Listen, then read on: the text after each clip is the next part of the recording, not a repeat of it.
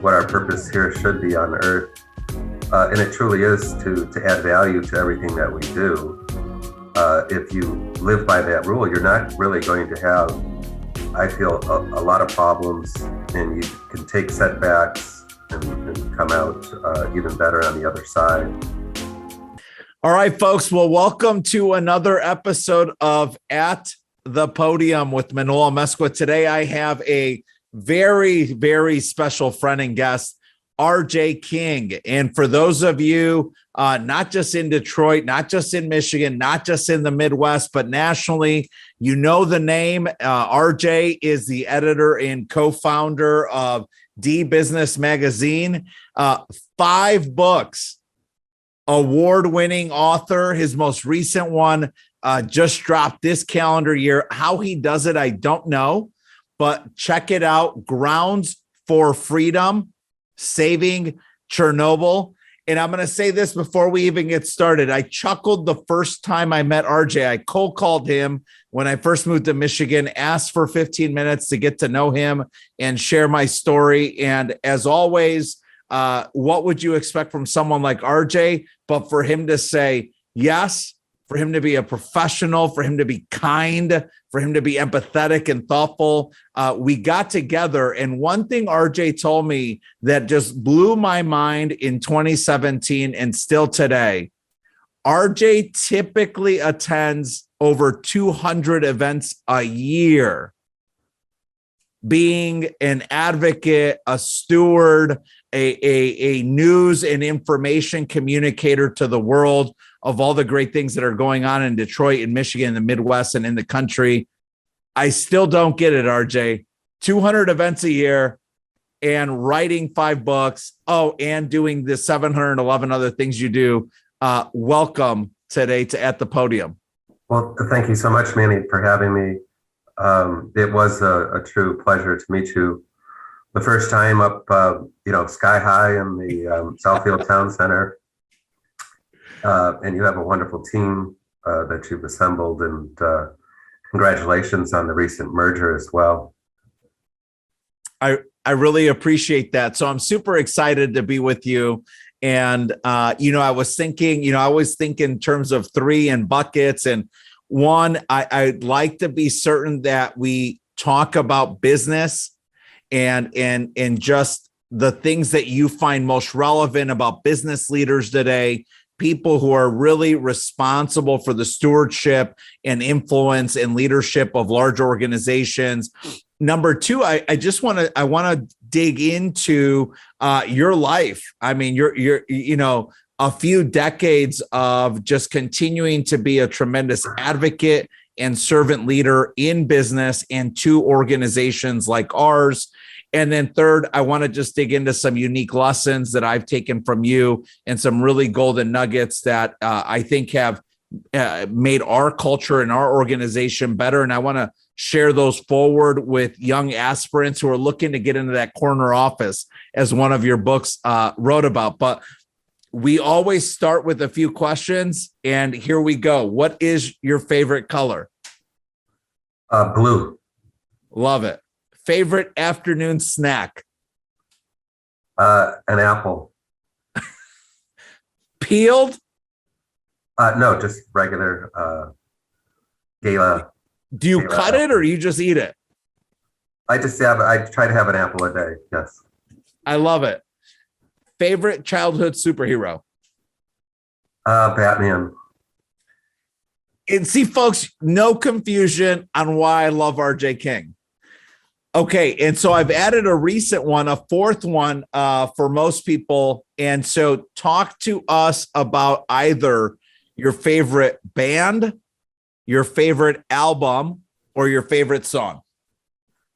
Well, my favorite band, which I've seen more than 25 times, is the Red Hot Chili Peppers. I just love the energy of that band, what they've been through. They've been doing it since I think 1984, and for a band to be around that long, and they've added some members here and there over the years, but they truly have kept to that rock and roll lifestyle, not so much lifestyle, but they keep coming up with albums that are relevant today and speak to, inclusion and, peace and fun. One of Atlas and I's favorite songs is Dark Necessities. Any thoughts on that? I'm not familiar with that song. Is that one of the Red Hot Chili Peppers? Yeah, songs? it's more recent. More recent. Yeah, I'm Yeah, going to send it to you. Mind. I'm going to send it to you. I'm beginning, as you know, both Atlas and Ava, I'm beginning to be introduced to music through an 11 and a 13-year-old now, right? And so when you and I think about Red Hot Chili Peppers, we're thinking about the same albums. But my children are reminding me that these musicians are still coming out with music today. And so I will send it to you. Okay, wonderful. Thank you. So, let's start with lessons. I was so excited to have this conversation with you because I genuinely believe, and if you go back to my friends and family in Chicago and the mutual relationships we have here in Michigan, they will tell you they've likely heard me say that the secret to life, as said by my friend RJ King, is to add value 100+ times.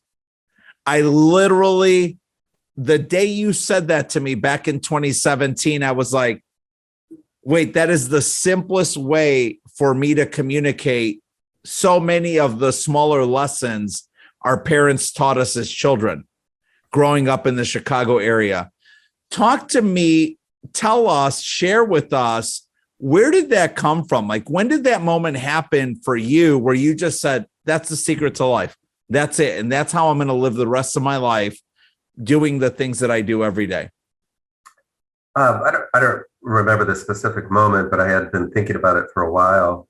I was coming off of writing a book called Passport to the Corner Office, The Starter's Guide to Corporate Life, and was, you're always trying to get that message down to really a few syllables for people to remember. And so, yeah, when I started thinking about, boy, is there a way to really sum up what the secret to life is and what our purpose here should be on earth. And it truly is to add value to everything that we do.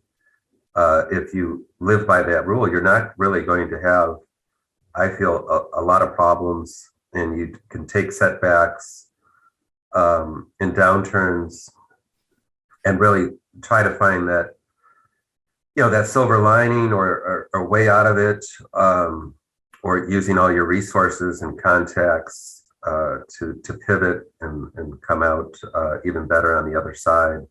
But add value, it just fits across so many different parts of life. But mostly it really sums up the secret to life.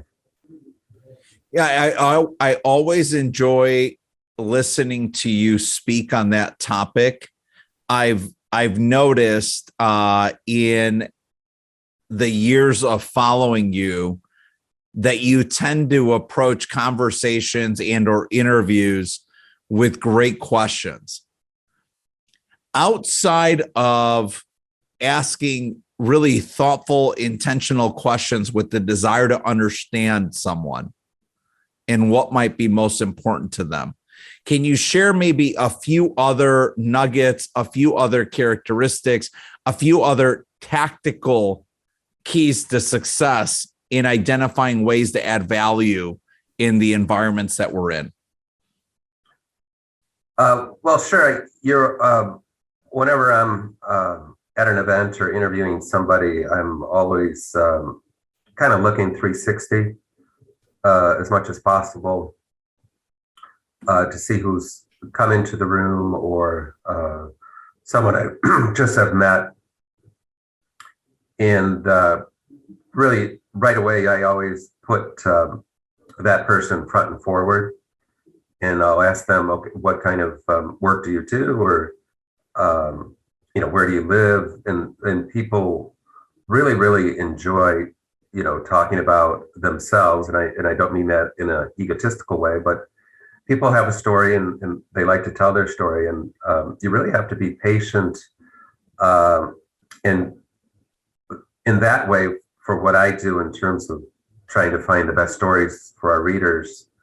I'm always trying to get information out of people and make them comfortable and compliment them and get them at ease, and they're going to be much more likely to provide a nice, relaxed answer. They won't be short with you. They'll spend time with you. You can follow up with them, but you're always putting people first, and you're reading people instantly as well. I mean, I've met and interviewed, probably more than 15,000 people, whatever it's been.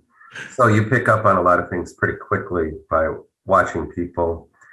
And then sometimes you're at an event and, there's sometimes a person that's, new to town, or they're just standing by themselves at a high top. And, I try to slide over there and introduce myself, sometimes bring along a friend or an acquaintance, so that you're always being inclusive.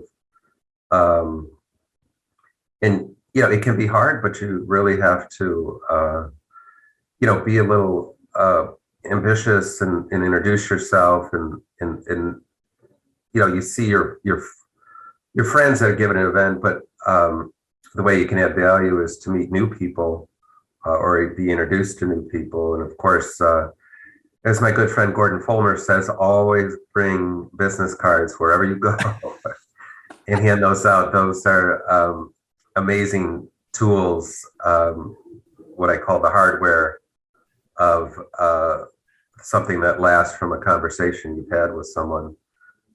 So those are some of the ways that I do that. And, literally last night, I was at an event at the Detroit Athletic Club, and the James Group in Detroit was celebrating their 50th anniversary.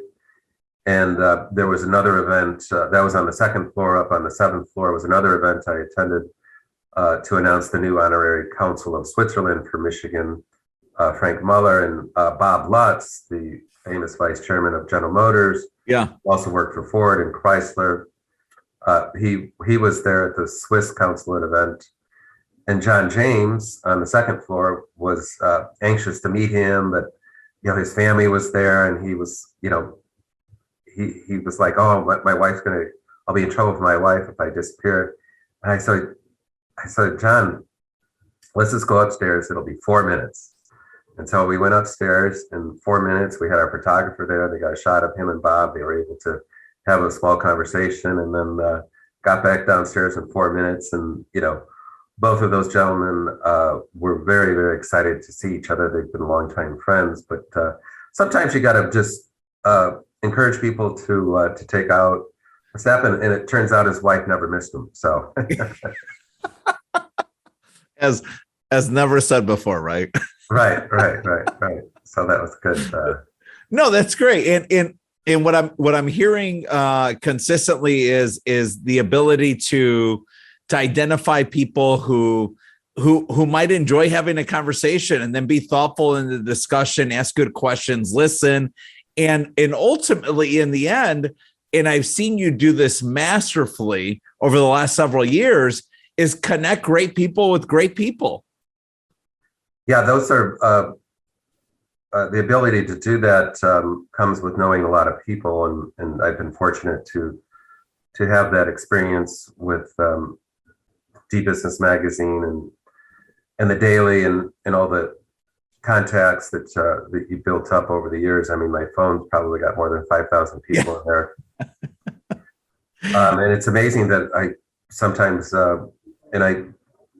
one trick that I have is when I learn a person's spouse's name or a friend or whatever, I'll put that in to my phone, and then it can be 6 months later and you can't remember everybody's name all the time, but yes, to look down and see, John and Sally, and you can go up and, hey, John, Sally, and either he or she, who's ever the executive, the other one is so happy that somebody actually remembers their name. That's right. And can, and then a little jog my memory, and it's like, oh yeah, we met at that Sunset at the Zoo event, or whatever it might be, and you can just, another trick is you observe people for the first time.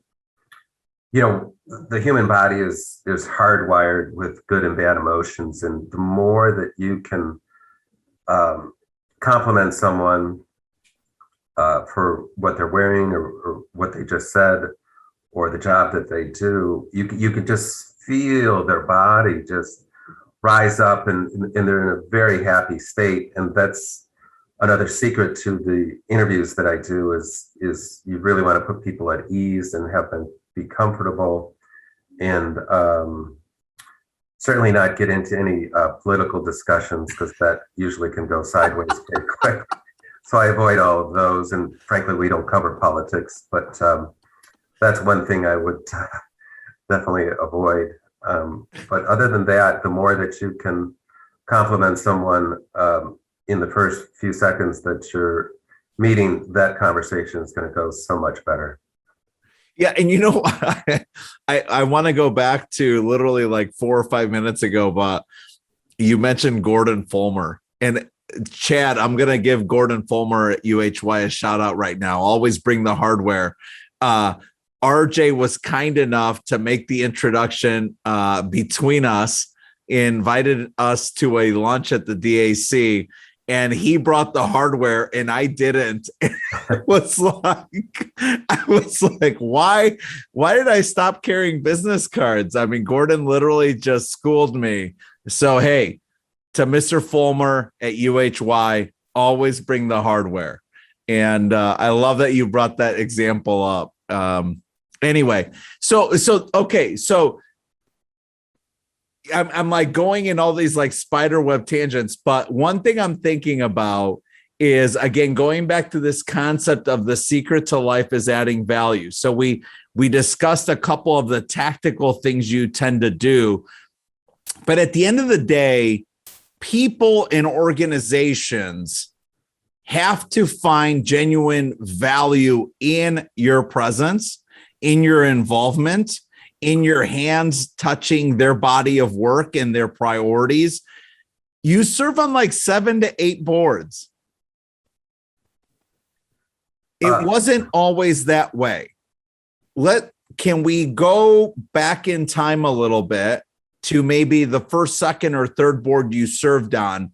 And what were some of the basic tactical things that you were doing then that you think positioned you well to be recognized as not just a thought leader, but an influencer and someone who could create an impact? Well, I think, for me, I had started in 1990 as a business writer at the Detroit News right out of college, had grown up in a Ford family, and we had a lot of parties at our house when we were kids.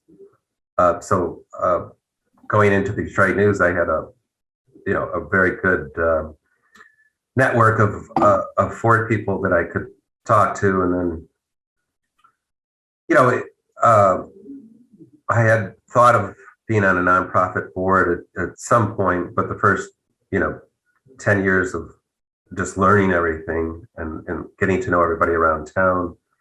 But by building up those contacts, I was getting approached. I think the first board I joined was Beyond Basics, which is a nonprofit literacy organization in Detroit that's doing amazing work.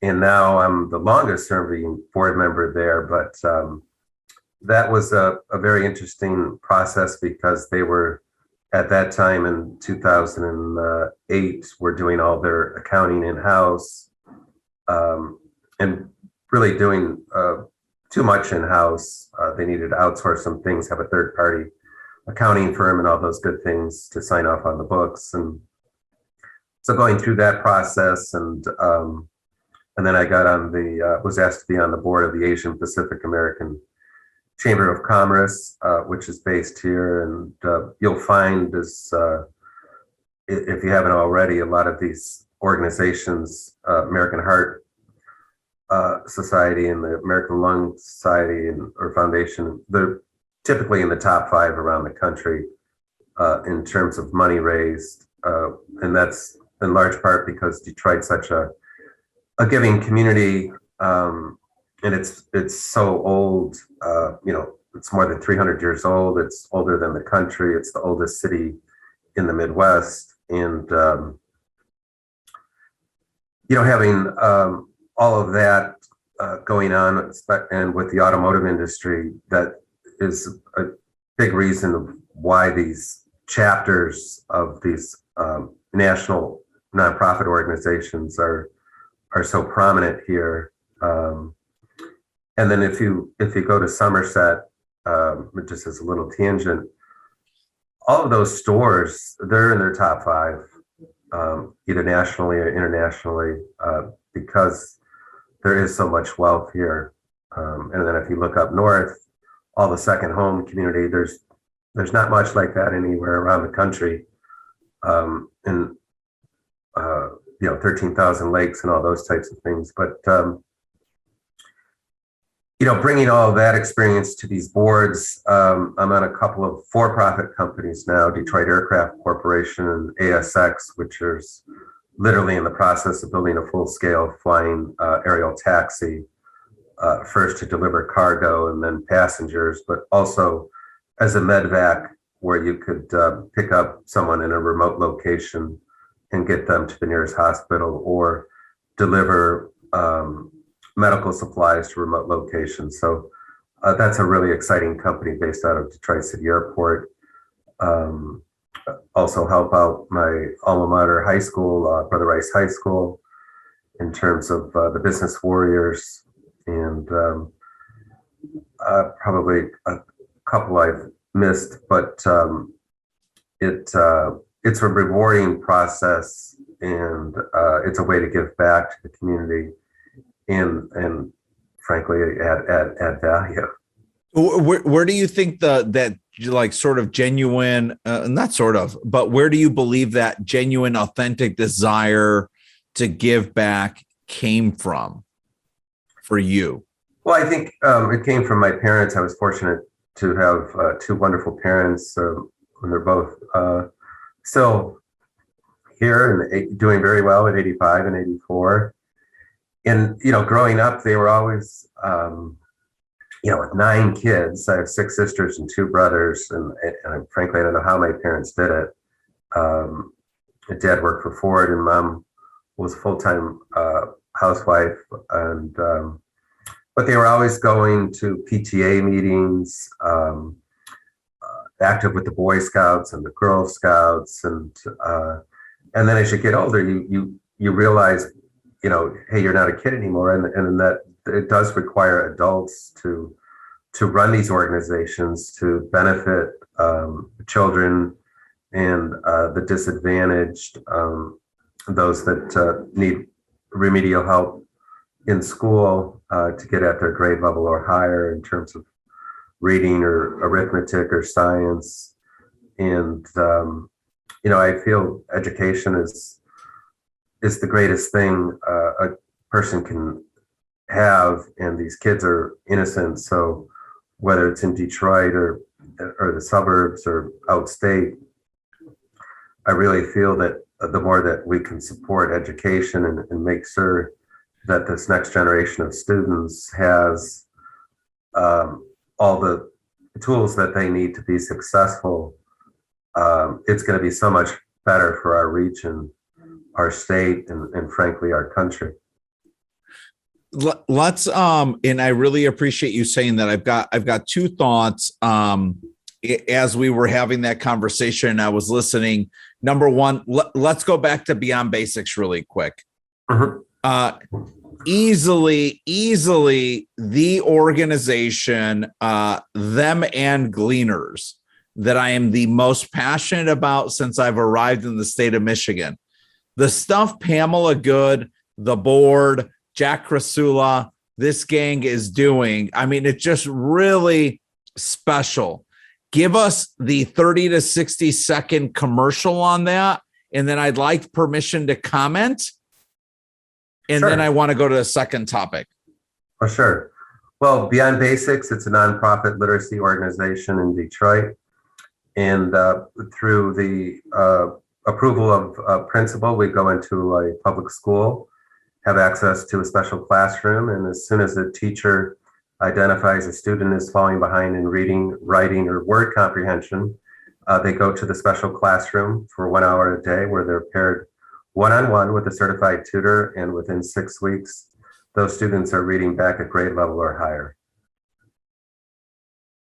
Who do you, from your experience serving on the board and that extensive experience you have on the board, really kind of being the governor of it in some sense, who's been just a tremendous advocate that needs to know that, just needs to hear, hey, you've been an incredible advocate on the outside of Beyond Basics, but in the world, ensuring that we can connect Pamela and this incredible organization with children that deserve these resources? Who's that?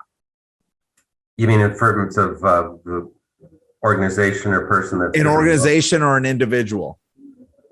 Sure. Well, I would say General Motors, they provided a $1 million gift in February of 2020, and also just recently selected Beyond Basics as an essential charity or nonprofit, if you will, in Detroit that they're going to support. And that's going to bring us a lot more attention.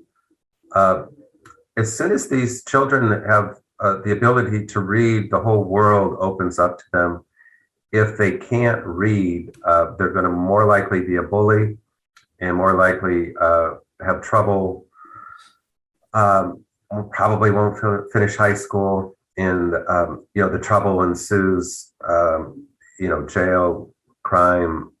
So the more that we can give students the ability to read at the youngest age possible, it's so much better for our society. And we're not paying all of these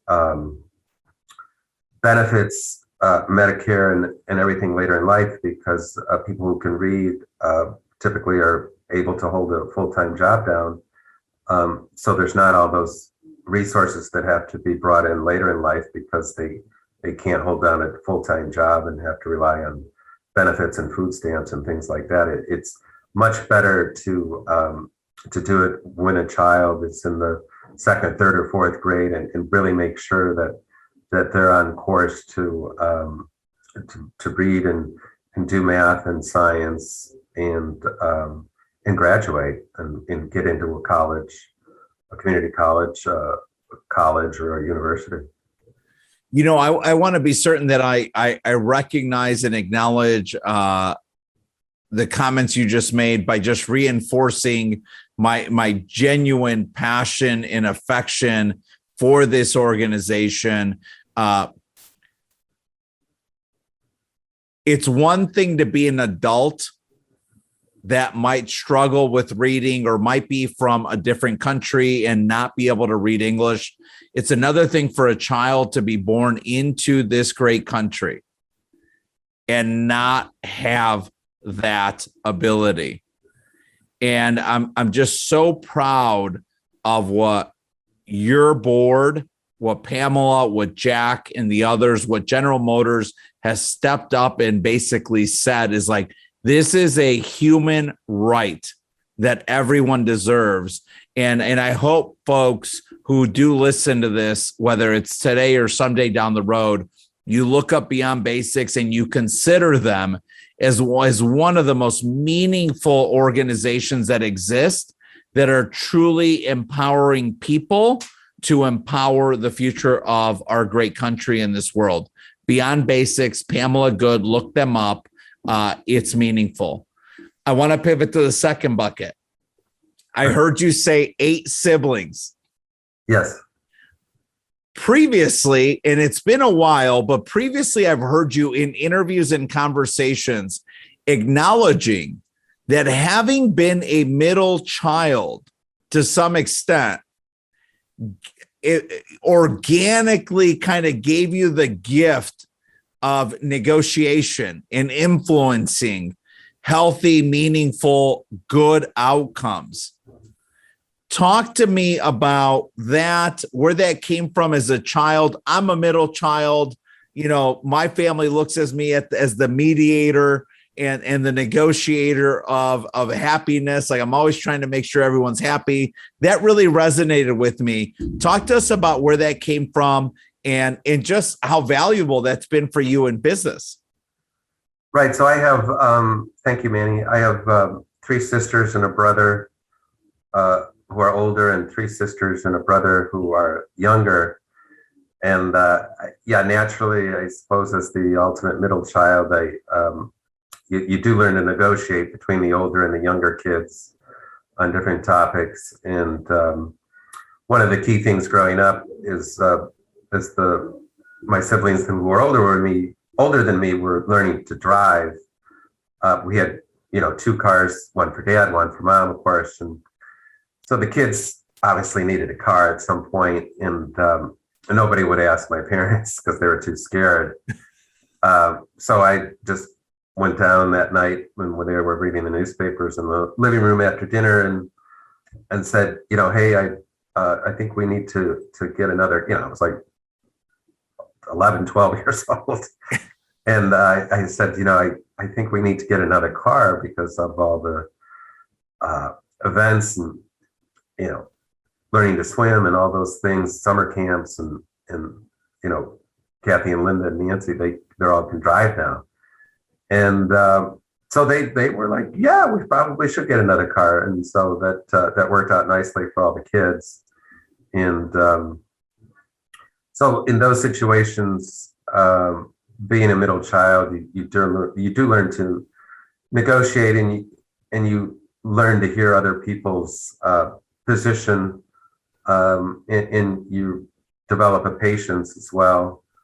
And we were fortunate, all of our entire family went to college, and now there's 24 nieces and nephews, and they're all have either finished college, in college, or they're going to college. And there's no discussion of, hey, I don't feel like going to college. I mean, it's just ingrained, and they prepare for it. And frankly, people, you hear, boy, the youth today, and those kinds of comments. But boy, some of the children that I meet of friends or associates, I mean, these kids are just so smart. And yeah, they have things to learn, of course, and probably focused too much on software. I really like the word hardware because you still have to build things to get people to and from places, and put that cell phone or tablet in their hand. That somebody's got to build that and design it and everything. So being that middle child was a very rewarding experience. Well, and I, thank you for sharing those stories and examples. I often think about in any environment where we desire to create influence and add value, we've got to be willing to ask good questions and listen. Yeah, listening is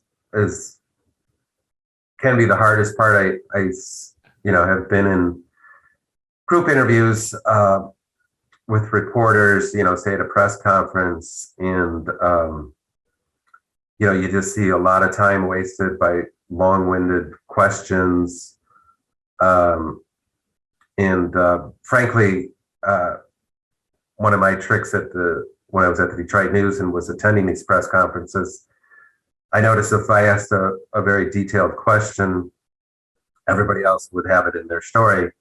So after a few of those, I just stopped asking questions during the press conference. And then immediately when it was over, I would go up to whether it was the mayor or the CEO of the company and get my question in right away, one-on-one. And then I had, typically I had more background than most reporters on what was going on. And so that way I could get a fresh quote that nobody else had and an angle that nobody had. And those things start to pile up, and people, before they announce things, they tend to come to you to, to get their story told. That's right. And, we're not, we do things right down the middle. We don't jump up and down and say, oh, this is going to be the greatest thing since the Apple phone or anything like that. But, it's probably a lost art, if you will, in the media these days. It's so opinionated out there. But what we come right down the middle and been rewarded for that, through our subscriptions and our readership and our internet traffic. Well, and let's not, I mean, look, you can be humble. I don't have to be humble because it's my podcast. 45 awards, at least. I might have stopped counting. 45 awards since the founding of DBusiness. And I look, I'll tell you folks, I mean, there are a number of ways I consume information, but as the team here knows, there's a couple times a year where I'm like, where is the magazine? Why did somebody grab it? It's got my name on it, put it in my office. And so I love that, right? 45 awards plus, congratulations, well-deserved. I still think it comes down to, and tell me if I'm wrong about this, because, even in financial security, stability, and success, and in wanting to architect these great financial plans for our clients that are reflective of their dreams, priorities, and fears, we have to ask great questions, listen, and then not add our own subjectivity into that. Literally just listen and do what they've asked you to do. Share a little bit about that. I tend to find, I love it when you say, hey, like, look, we're right down the middle. We're not political. We're not, we're literally getting a story and we're transferring the story forward so that you have that same information. Talk to us about how you've been able to be the steward and team captain in an organization that I think genuinely provides objective information, fact over fiction about what's really happening in business. Yeah, thank you for that, Manny. There's a old saying about the media that there's a separation between church and state, and church is the editorial side, and the state side is the advertising side. And really, you keep those two separate. Literally, in our building, they're in a different area that. Not so much that we don't mingle, but that sort of symbolic wall is there.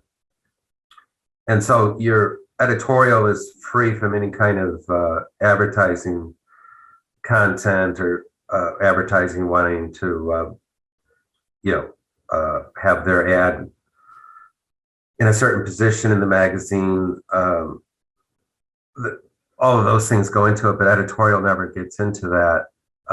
And so we're free to come up with what we feel are amazing stories for our readers, new things that they haven't thought of, things that have happened to companies that you would never think were possible, and how they were able to get through it and pivot and get to the other side in a much better place. And we're also primarily focused on businesses that are based in Metro Detroit that are either growing here nationally or internationally, and then all the wonderful personalities and knowledge base that we have here, because Michigan is, one of the few places in the world where you have an extensive maker economy, obviously manufacturing, parts and full automobiles, vehicles,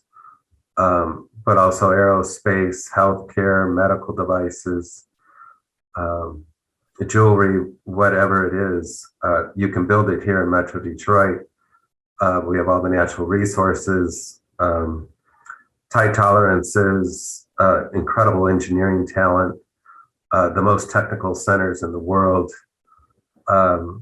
So it's always fascinating when new people come to town and they're just blown away by, the number of creative people that they meet in a short period of time in Metro Detroit.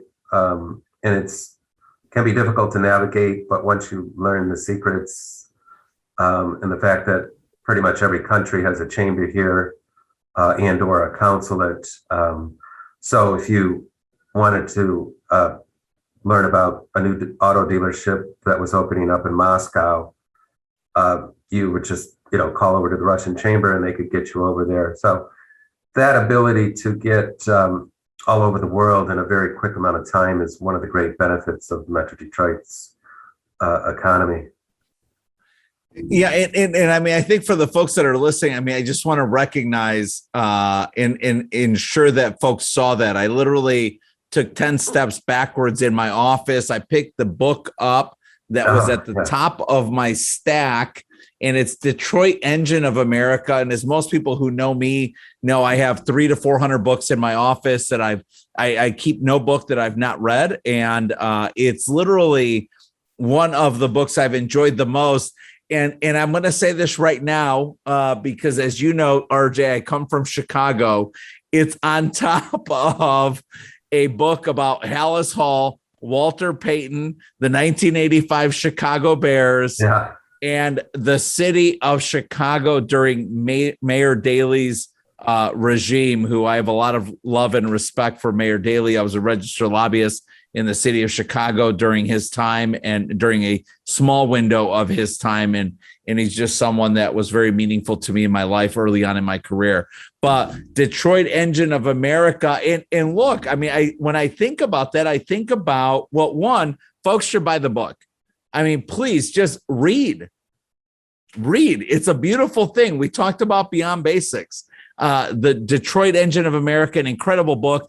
You've accumulated this tremendous amount of factual, like historical information about Detroit, about Michigan, about this really being sort of the heart of the country.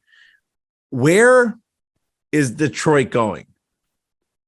Well, I think Detroit is one of the brain centers of the world, and a big part of the economy worldwide is transportation, moving people and cargo back and forth to make our lives easier. And Detroit is competing against Silicon Valley, Germany, South Korea, China, Japan, and Israel. I think those are the main brain centers around the world.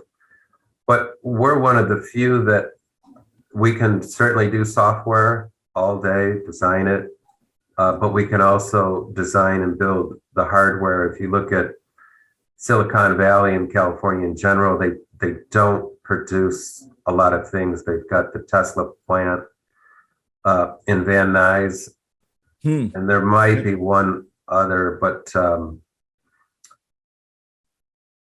and Israel, I think, is right there with us on the brain center side. That's just an amazing amount of talent in such a small space as well. And then, South Korea, you look to them, we're just now getting into 5G. They're now getting into 6G. So they've been an amazing resource. China, you've got to be careful with China. They tend to steal things overall, but overall it's a great country.